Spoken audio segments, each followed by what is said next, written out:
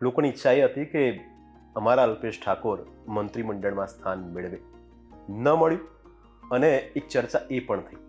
જીગરભાઈ, આપણે કેવા છે, માણસ સહજ સ્વભાવ છે, એમાં કે હું મહાન નથી. દરેકની આશા અપેક્ષાઓ હોય, દરેકની ઈચ્છાઓ પણ હોય.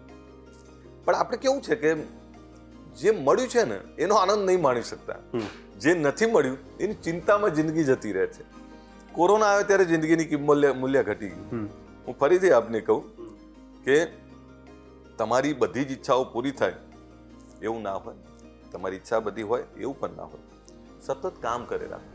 કર્મણ્યવાધિકારસ્તુ મા ફલેષુ કદાચન. તમે કર્મ કરો, ફળ ઉપરવાળો આપશે. આજ નહીં તો કાલ. કોણ ઓળખતું હતું અલ્પેશ ઠાકોરને ભાઈ? આજથી 15 વર્ષ 20 વર્ષ પહેલા જીગરબેન ક્યાં ખબર હતી કે આ કોણ છે અલ્પેશ ઠાકોર? પણ એના માટે સતત મથે રાખવું. તમે એ તો જુઓ, દાદા હું કંઈ નથી. રાતના 3 વાગે કોણે હિંમત કરી છે? રાતના 3 વાગે લાખો લોકોને કોણ ભેગા કરી શકે? રાતના 3 વાગે લાખો લોકો કોઈનો કોલ ઉપર આવતા હોય તો એ તો મને જીવતો એ રાખી રહ્યા છે.